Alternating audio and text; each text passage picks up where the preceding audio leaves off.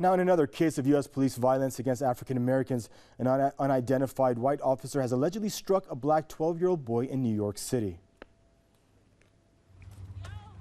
Hey, stop it! Get off him!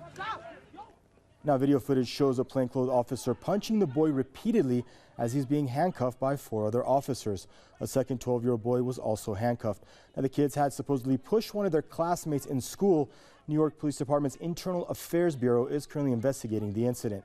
Public awareness has grown about unwarranted police violence against blacks in recent months after the killing of 3 black men this summer at the hands of police.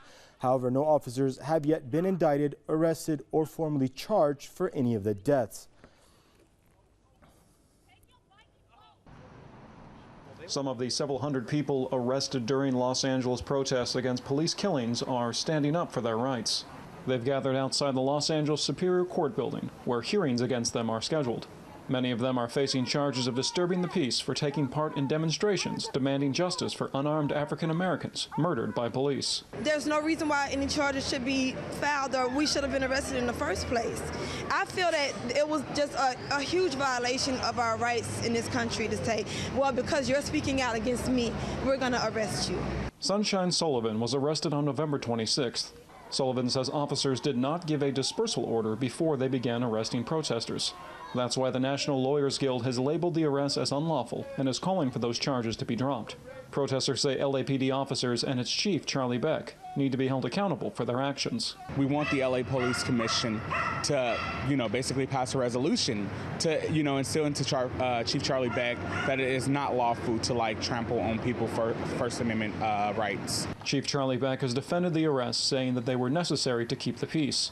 But protesters say officers were targeting them for challenging the epidemic of police violence. People have to keep saying something. They have to keep speaking up or it's going to continue. I've seen it my whole life and I'm tired of it. I'm 30 years old now. I can't take 30 more years of seeing people murdered in this way, like unarmed people just murdered. In addition to dropping all charges, activists also want officials to remove the records of any arrests made during the protests. Activists say they plan to continue to protest the arrests until they see systematic change in police departments in Los Angeles and across the country.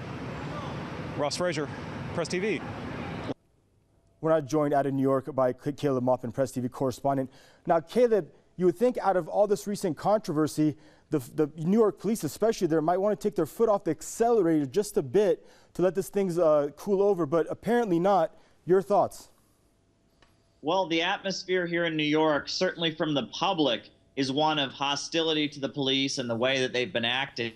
But the message that's been coming out of the police department in the last several days has been, simply defiance. The mayor, the elected mayor of New York City, has been asked by the police department not to come to the funeral, not to have the mayor come to any of the funerals of police officers. And tomorrow, the New York City Police Department and its supporters are even having a rally saying Blue Lives Matter and actually promoting the New York City Police Department as if they're the victims somehow in all of this. But in the youth that I've spoken to, even today, I was in Lower Manhattan. I was outside some of the high schools. There was a political event going on. These young people live in terror of the police that are stationed in their schools, patrolling their hallways with guns out. I mean, they really live in terror of the police who choke students, grab them, throw them up all against the wall. We only hear about it if there's a video like there was in this instance. But all the time, the New York City Police Department is out of control, and